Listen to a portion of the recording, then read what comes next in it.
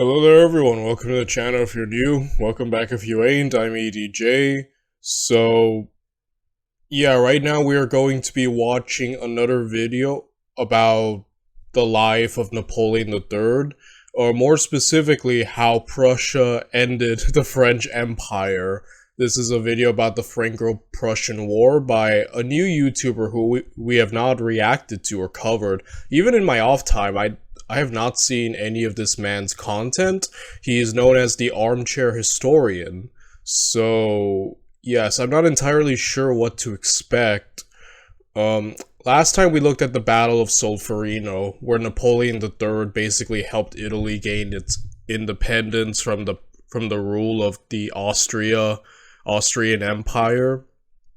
And from what I know about the Franco-Prussian War, is that France gets bodied, or I think that's how it goes, right? Like, they get bodied, and then Napoleon III essentially gets exiled or beaten, and his rule kind of comes to an end. That's kind of it.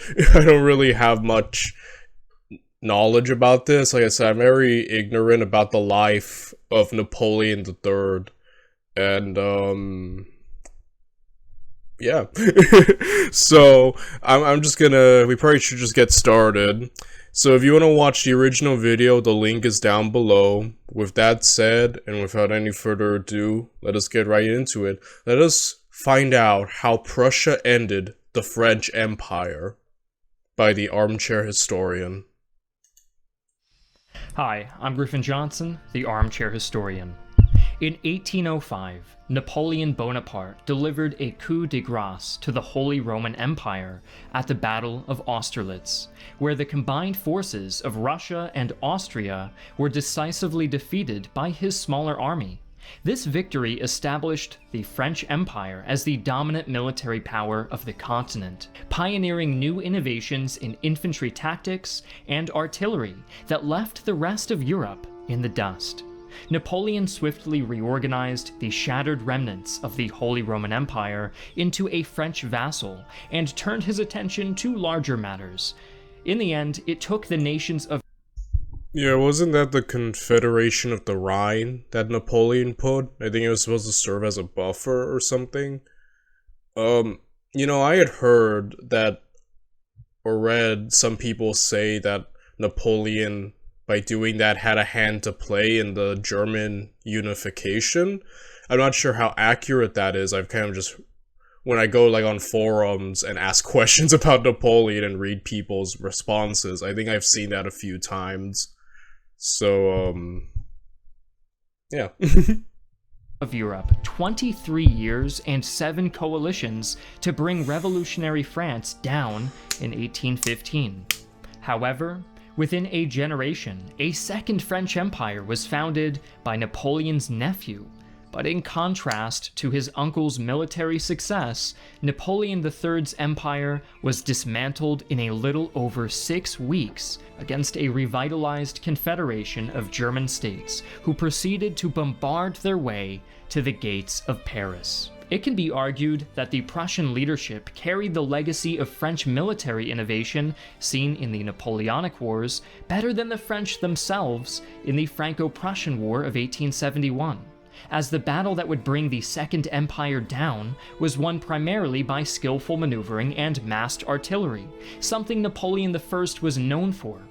This incompetence surely left Napoleon I's tail-coated corpse spinning in his grave, who once quoted, "God fights on the side with the best artillery."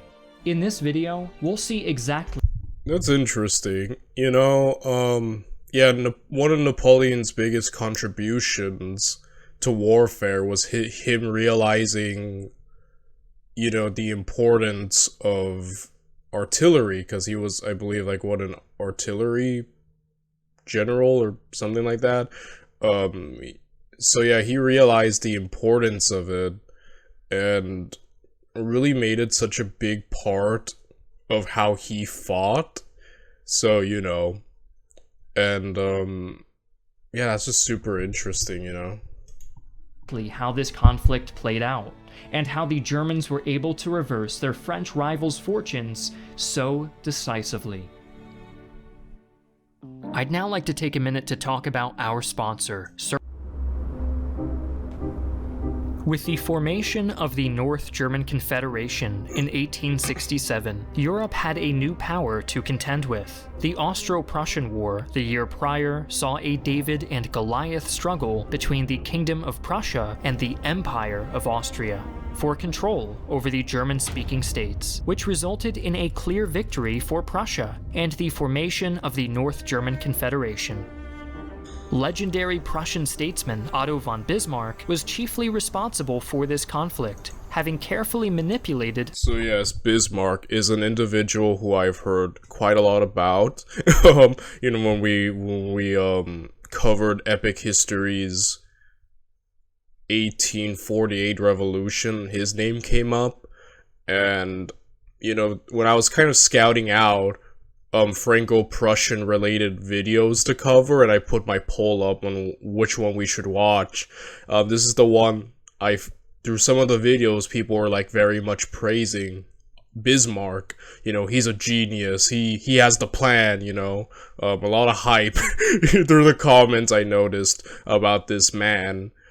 And, yeah, I feel like by the end of this video, I'll have a better understanding of him and the hype surrounding him, hopefully. Events to ensure that his modern, prosperous state took the lead in German affairs, instead of the ethnically divided and militarily outmoded Austria.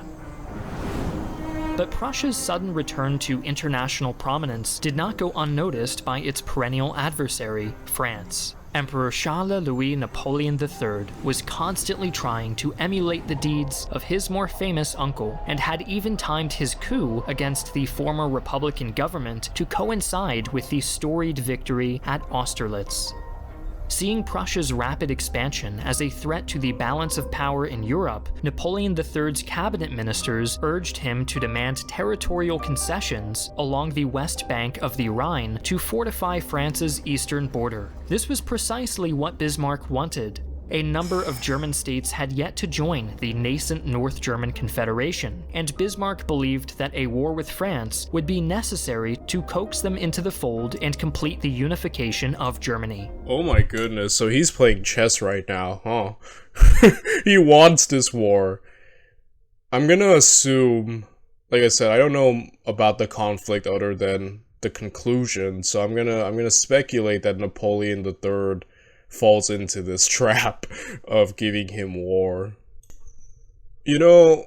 I'll admit it with all of you, when I tried researching Prussian history many years ago, I kind of got confused because I was like, is Prussia Germany? Is like, what's going on there? Like, I was kind of like looking at like modern Europe, and then people were like, when I was going through videos, it was like people were talking about Prussia, and I was like, what's Prussia? And then I'm like, oh, is that like Germany? But it's like, oh, it's a little more complicated than that. And trying to this was many years ago. I must have been like early high school, late middle school, like when I was trying to understand this. And I was kind of like confused as to the relationship, and I just kind of gave up and never looked at it again. But yes, apparently, like, Prussia, as it was growing through this North Confederation, basically, what we refer to Germany, to my understanding, was just this, like, collection of many kingdoms and groups here, and, I think they all, for the most part, spoke German, and so Prussia basically, created this North German Confederation, eventually unified all of Germany, and Prussia just kind of existed within it, but then it just all became Germany. We just refer to it all as Germany now. Interesting little fact about me, for anyone new, I actually have German relatives, which is funny, because, like, my family hails from, or at least my mom's side. I don't know about my dad's side. No. My dad, I believe, was Salvadorian. The reason I say that is because I don't know my father. He didn't want to be in my life when I was born. But, yeah, point is, I can talk about my mom's side. since I, live with them and was raised by them.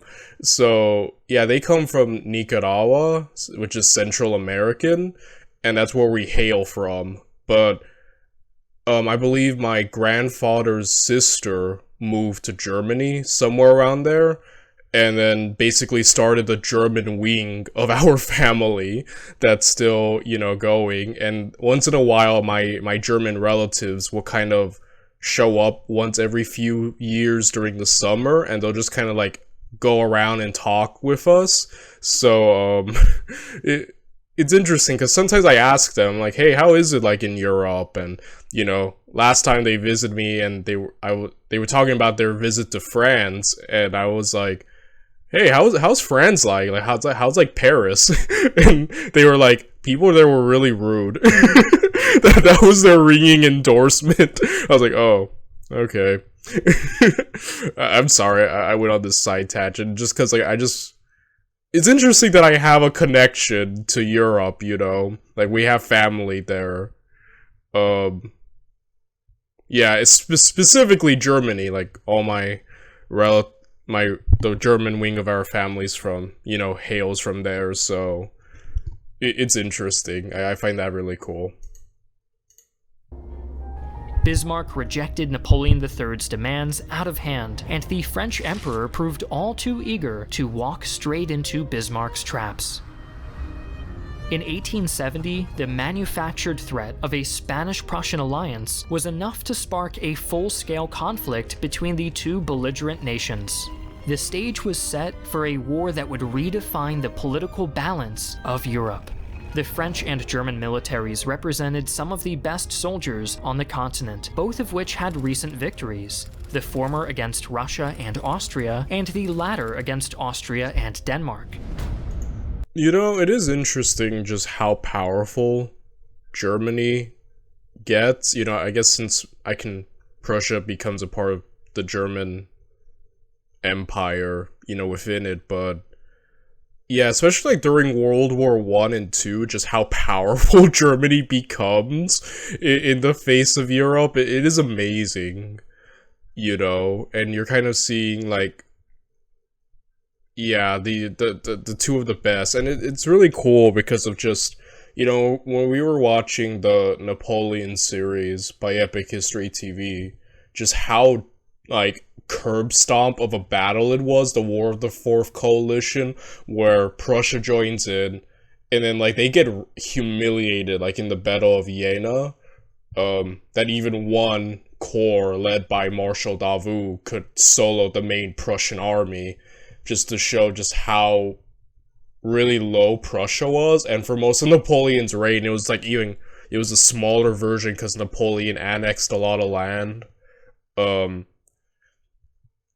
it's like, by the end of the Napoleonic Wars, Prussia played a part in Napoleon's final defeat, with the Battle of Waterloo.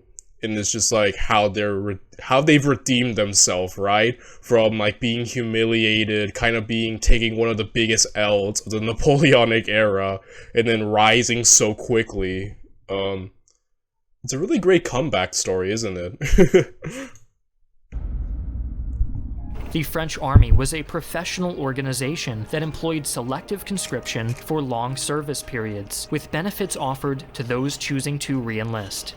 Meanwhile, the German military was built upon the foundation of universal conscription for a much shorter service period.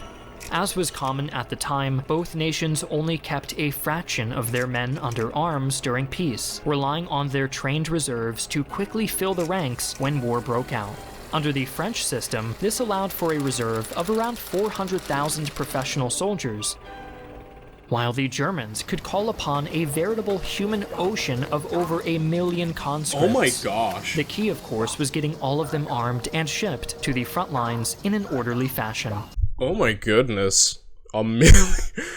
Oh man, we're getting to the point where, like, yeah, armies are getting ridiculously big, right? Especially, like, during, like, later on, just armies numbering in the millions. It's insane, right?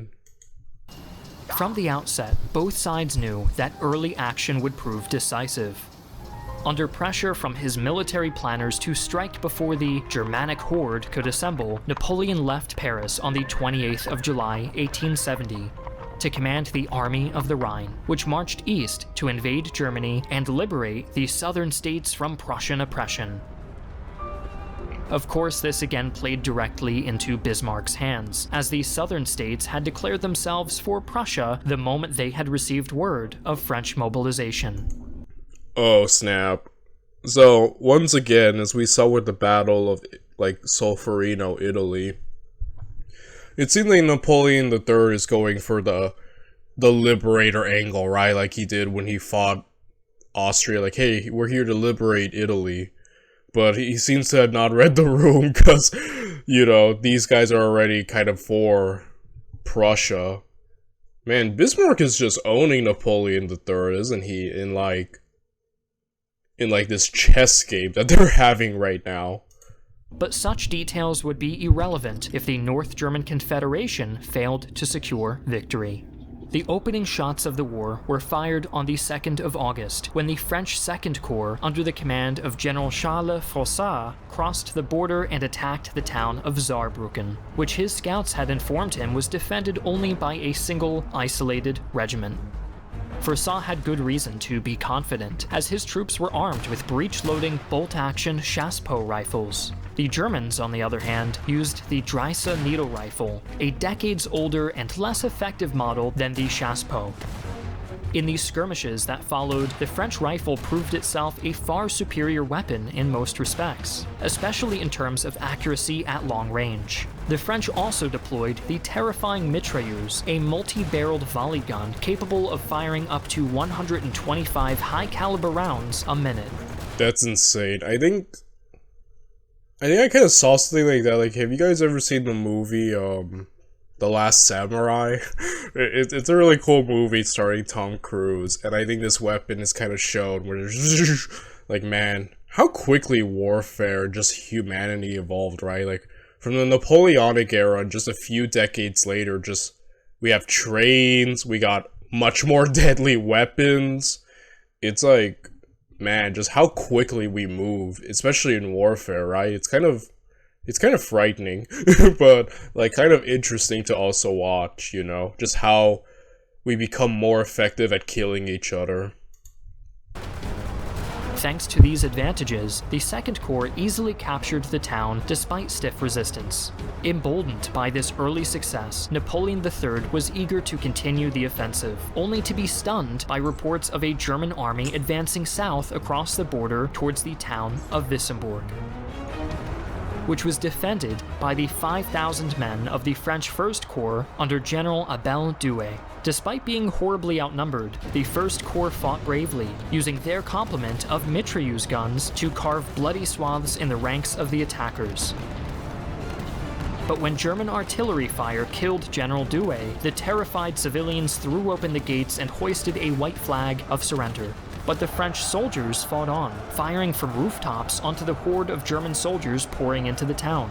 This bloody house-to-house fighting continued until German artillery closed to point-blank range, threatening to annihilate the remaining defenders.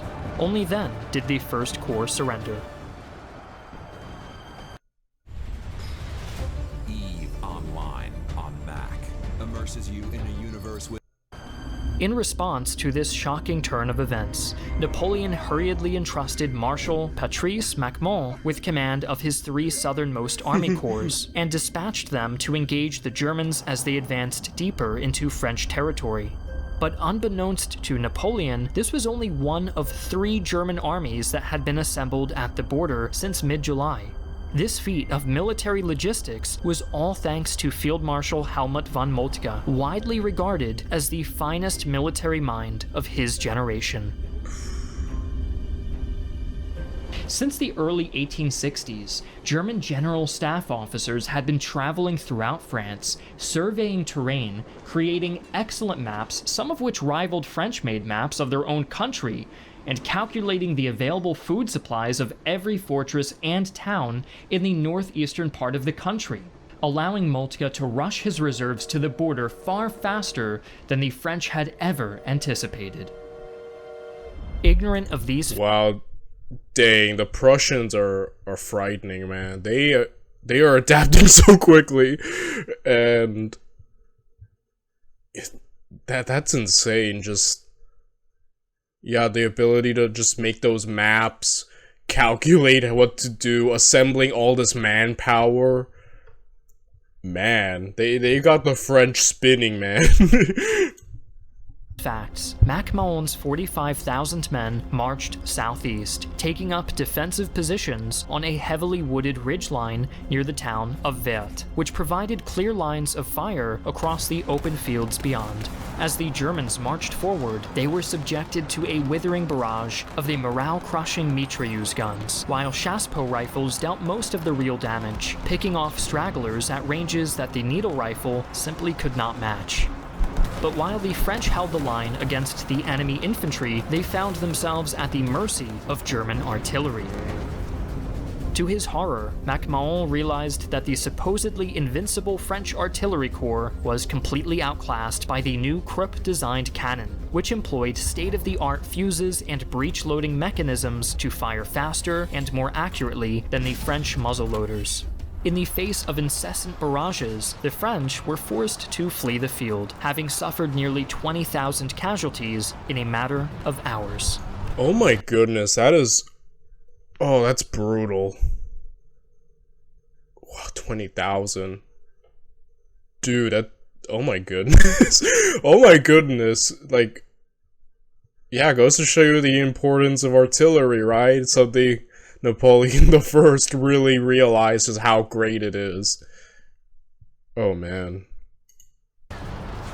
Further west, things had been going just as badly for the French Second Corps. On the same day, MacMahon engaged the Prussian Third Army near Werth. General Froissart was in a pitched battle with the 1st and 2nd Prussian armies near Spicheren.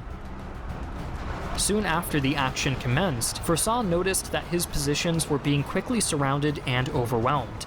This was a result of German infantry tactics, which favored independent platoons attacking from multiple directions. The French hoped to counter this with tight defensive formations and massed firepower, but these were vulnerable to being encircled by the much better coordinated German units. Although he recognized this issue, all of Froissart's efforts to coordinate his troops and request reinforcements were frustrated by poor lines of communication, and by evening he was forced to order a withdrawal to the south. When the news of these twin disasters reached his ears, a shell-shocked Napoleon III ordered the Army of the Rhine into an unceremonious retreat to Metz, abandoning most of eastern France to German occupation. With his dreams of glory shattered, the distraught emperor begrudgingly yielded command of his remaining forces to Marshal François-Achille Bazaine, who promptly began bickering with the rest of the general staff over what to do next. This resulted in the French taking over a week to cross the river Moselle, giving the Germans numerous opportunities to delay them further. In fact, the French retreated even slower than the Germans had calculated.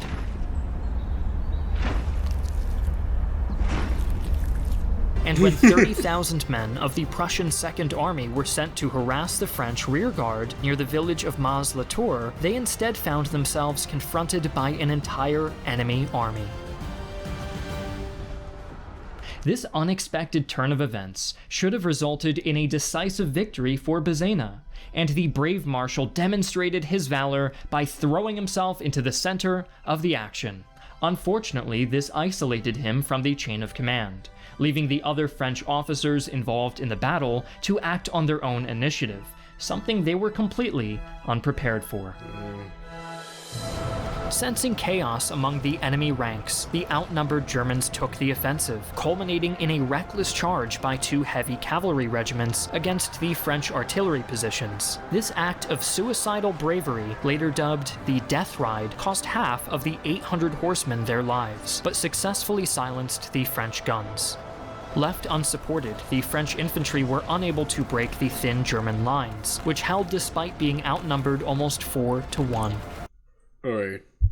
I have been reading these just really quickly, but let me actually take time. Unlike their French counterparts, Prussians encourage leaders to think independently and creatively, which they called, I'm not going to pronounce that, rewarding good results over a rigid adherence to orders as written. That's interesting.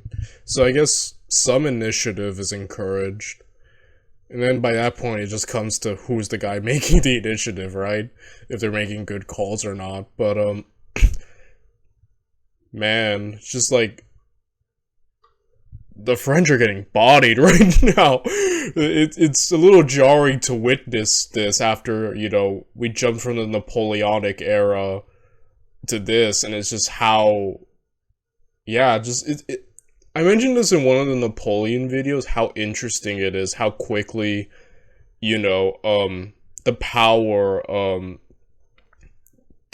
scaling, or the balance of power, will always shift between European nations. At one point, one nation is the strongest, and then another nation eventually surpasses it. It's just like, it's interesting, you know? No one nation ever stays the strongest forever, right? By the late afternoon, German reinforcements began to flow into the area, and Bazaine was forced with the horrible revelation that his men were simply too exhausted to continue trying to break out to the west.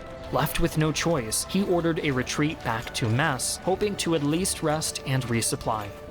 After the near disaster at Mons-la-Tour, Moltke opted for caution. While the Third Army continued its pursuit of Macmont in the south, Moltke ordered the Second Army to advance toward the French positions on the Moselle and the village of Gravelotte. The two forces engaged shortly before noon on August 18th, with the French choosing to dig in and hold fast to their defensive lines. As in previous battles, many German attacks stalled in the face of superior French firepower, but Prussia dominated the artillery duel, with over 200 cannon laying waste to enemy positions. Dude, those artillery are coming in clutch, man. Like, that artillery is insane, and also their new state-of-the-art cannons, which, as you mentioned previously, are much more effective, you know, in accuracy and just speed. Like, those things are coming in clutch, man. It's insane. And causing a mass rout at the village of Saint-Privat. Seeing disaster looming, French General Charles Bourbaki led the famed Imperial Guard to reinforce the line. But upon seeing his allies already fleeing, Bourbaki halted the advance, reportedly protesting, "You promised me victory, now you get me involved in a rout." When the rest of the French saw the Imperial Guard preparing to withdraw, their morale collapsed, and the entire army retreated in disarray behind the fortifications of Metz, where it was promptly encircled and besieged. Despite suffering over 20,000 casualties compared to the French count of 12,000, the Battle of Gravelotte was a decisive victory for the Germans. That's insane, man. That's insane just how much they're losing, but it's just like they seem to have just so much more manpower, right? And plus their artillery is just winning them. Wow. That is beyond impressive. The very next day, Moltke began enacting the next stage of his plan. German losses had been heavy, and General Steinmetz of the Prussian First Army had failed to trap the French Second Corps at Spicheren. So, with the stroke of a pen, Moltke replaced him. Such a casual dismissal of a high-ranking officer would have been unthinkable in the French army, which had been suffering a critical shortage of competent officers and was often crippled by favoritism and petty rivalries. Meanwhile, what was left of the Second Army was Yeah, that's very interesting. It's a little interesting tidbit there. It's like, you're not getting us the results we want, you're gone. We'll find someone else who gets them, right? Which, yeah, I guess I would kind of subscribe to that idea as the better one, instead of keeping someone regardless of... I don't know, it just seems like it would offer potentially more results, right? I don't know. I kind of like that. So yes, the Prussian General Staff system was created specifically to address issues faced during the Napoleonic Wars. They sought to sack officers who paid for their commissions, focusing instead on men who could earn it through rank by merit. Exactly, which is what I respect more, instead of, you know, favoritism or nepotism. Like, just, that's kind of how it works, like, in the job world. Like, you do your job well. If you don't, you're out, you know? It's obviously very cutthroat, and, you know, it sucks for the individual getting, you know, removed, but I think it would potentially yield much better people for the job, you know? Reconstituted into a new 4th Army, which was sent marching west to link up with the 3rd Army and attack Marshal Macmahon, who was rallying his forces at Chalon. By this point, it had become clear to everyone in the French army that Napoleon III was gravely ill. The 61-year-old emperor had long suffered from numerous health conditions, but these had been kept a state secret. But now his troops could watch him hobbling about the camp in constant agony from a combination of advanced arthritis and gallstones. In a way, his condition mirrored the state of the French army, whose own weaknesses had been so starkly revealed in the recent battles. The selective conscription system had allowed any man with money to buy his way out of service, leaving nothing but the poorest illiterate dregs to fill the ranks. The few career soldiers remaining were either too old to be effective or had fallen victim to the rampant alcoholism that had plagued the military for years. But although he was completely outnumbered, Macmahon had to act. It was imperative mess be relieved, no matter the cost. Thus, he drove his 120,000 exhausted, feckless soldiers into march on August 21st to the aid of Bazaine, doing his best to march along a course that would avoid contact with the Prussian armies. But Macmahon's efforts were doomed, and he was unable to do anything to prevent his force from being quickly spotted and shadowed by German cavalry patrols, which reported their location straight back to Moltke.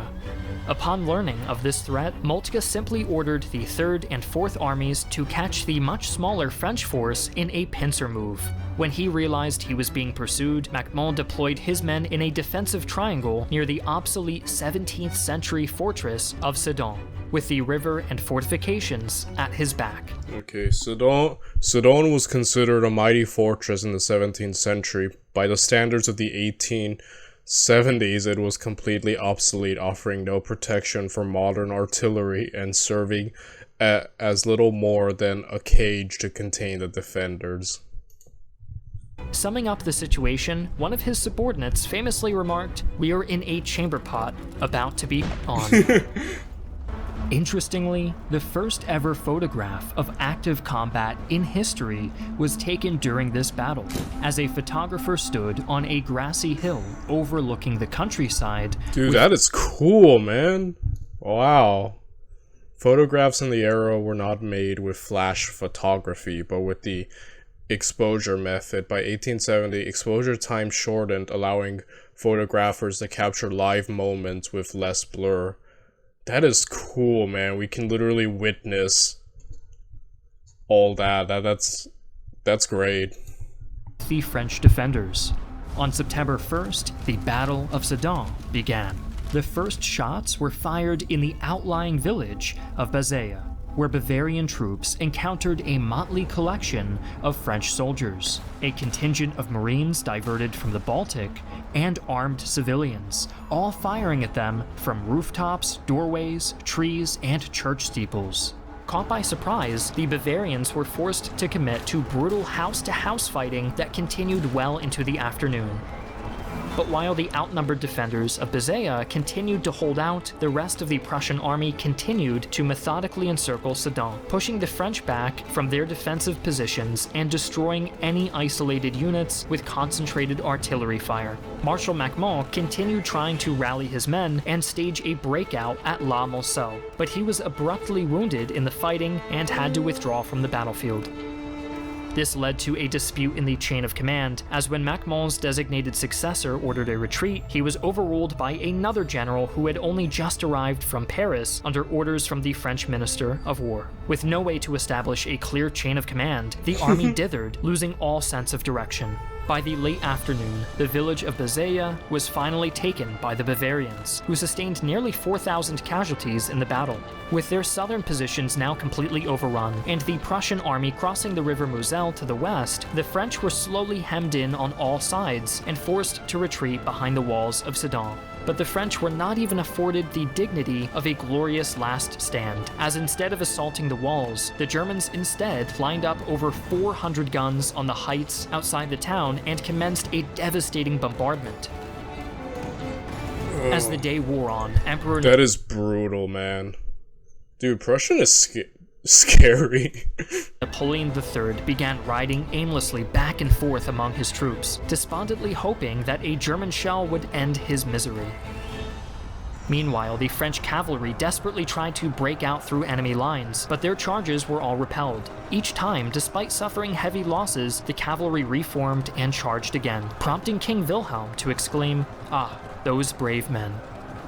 At around 5 p.m., Napoleon finally realized that God had no intention of letting him commit suicide by artillery shell and raised a white flag over the citadel. By this late hour, the French army had been all but annihilated as a fighting force, having lost all cohesion thanks to the merciless shelling that made any kind of counterattack or breakout an impossibility. Upon seeing that their thoroughly beaten enemy was finally surrendering, a Prussian representative was detached to meet with the emperor, and then returned to King Wilhelm bearing a message.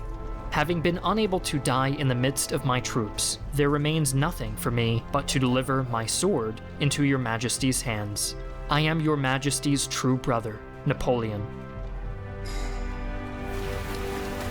As a heavy rainfall began, what remained of the French army marched out of their shattered fortress into captivity. Of the 124,000 that had begun the battle, 17,000 had been killed or wounded. A further 21,000 had been taken prisoner during the fighting, leaving only 83,000 to surrender along with their emperor. A mere 3,000 had escaped to the north, fleeing to Belgium, where they were promptly detained and disarmed. Rarely in French history had a defeat been so utter and complete, much less one fought on their home soil.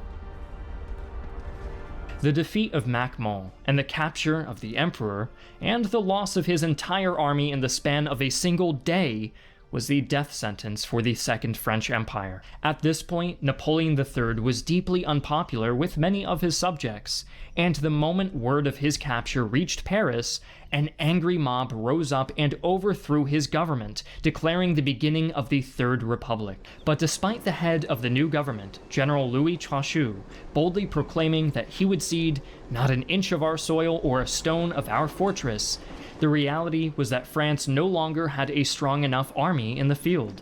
It was no longer a matter of if France would cede soil and stone, but how much. Yet as they marched toward the capital, the German armies found themselves being constantly harassed by French partisans. These were the Francs-Tireurs, or Free Shooters, a militia force made up primarily from members of the pre-war French shooting clubs. In the end, their valiant efforts delayed the German advance long enough for an army of more than 400,000 men to assemble for the defense of Paris. Sadly, the majority were members of the Paris National Guard, which was barely more than a ragtag group of angry political dissidents. Only around 60,000 were actual soldiers, with another 100,000 being part of the Garde Mobile, which consisted of men who had paid their way out of conscription into the regular army. When the Germans reached Paris on the 17th of September, they effortlessly turned back a poorly organized sortie by the defenders and had the city completely encircled within 24 hours. During this initial conflict, the imperial palace at Versailles was captured, becoming the headquarters of the besieging army. Welcome to your personal port, Captain. Choose a ship and click. Dang, man. You just see the great, like, military organization, logistics, artillery, just, the Prussians have everything, man. You know, wow. It is jarring just to see the French get disbodied, you know? All the way back at Metz, Marshal Bazaine and his men had been incredibly busy, starving to death. The German siege lines were unbreakable, and on October 27th, Bazaine finally surrendered his entire force of 133,000 into captivity. The only real French victory of the war occurred on November 9th, when 70,000 troops from the newly raised Army of Loire routed 20,000 Bavarians and liberated the city of Orléans.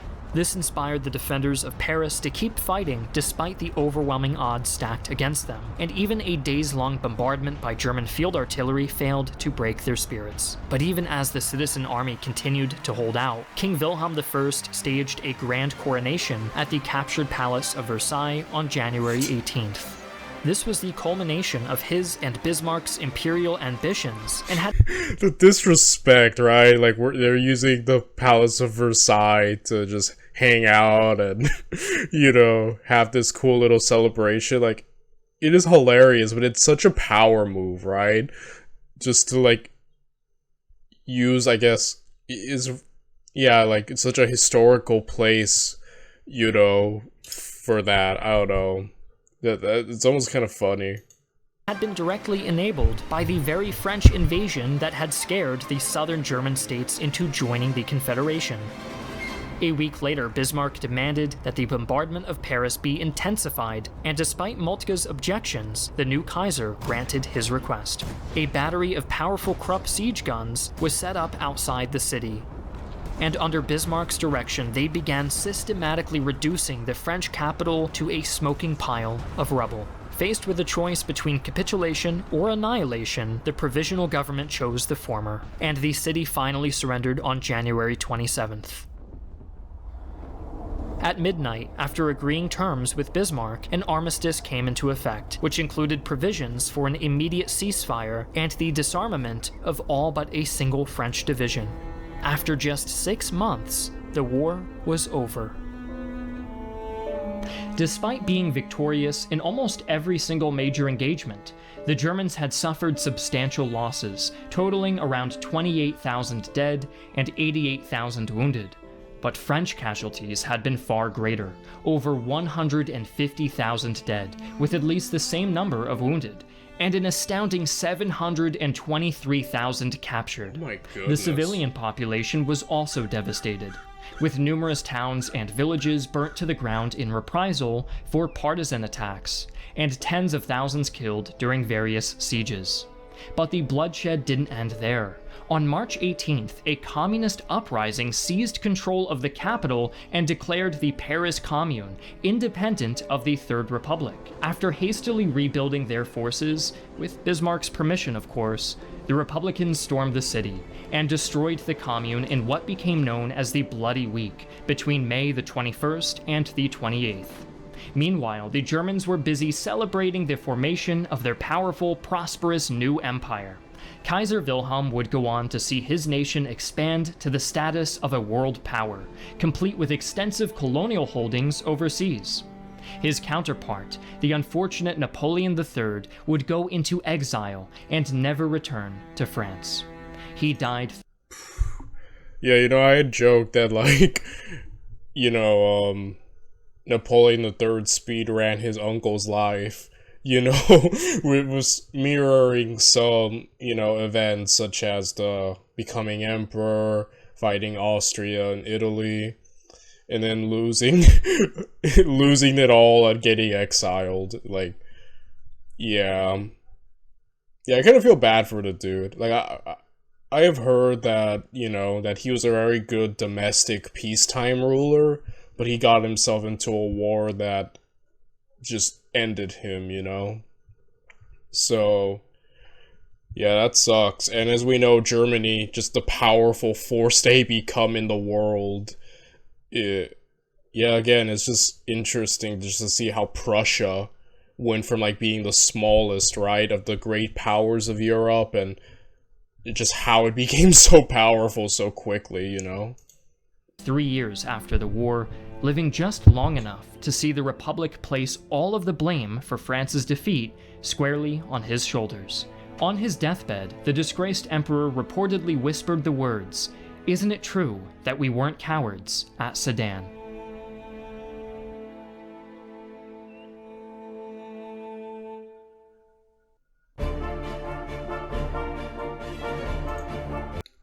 And that's it. So, yes, this was the first, Armchair Historian video that I have witnessed, and it was great. Thumbs up. It was very informative. I liked the visuals, and yeah, just a very great video. Like, I feel like I definitely have a bigger understanding of this event that was previously basically unknown to me. And that's really the kind of the point of this channel, right? I'm just watching a bunch of history stuff and learning more, And yeah, this was very great, very educational. And so yes, we basically just see Prussia, the German Empire become the new powerhouse of a new powerhouse in the face of the world. And yeah, just it really goes to show you, right? Like they're everything they were doing, from the conscription to, replacing officers who didn't get results, great artillery, mobilization, logistics, just everything they were doing was great. And yes, I guess the biggest issue you could say is that they lost a lot of people with some of their exploits and battles, but at the end they won. Even when they were losing a lot of men, they were winning. So yeah, overall, it just goes to show you the terrifying force that Germany, as we know, becomes, especially during the World War I and II era, where they just become, yeah, just it's interesting seeing how things shaping up, leading to the more modern era, and just how war has advanced so much. And I kind of feel bad for Napoleon III. Poor dude, man. Not a happy end to him. But yeah. Oh well. What can you do, right? So yeah, guys, this was another very great video. I really loved it, and I guess I'll be seeing you all in the next one. Bye, everyone.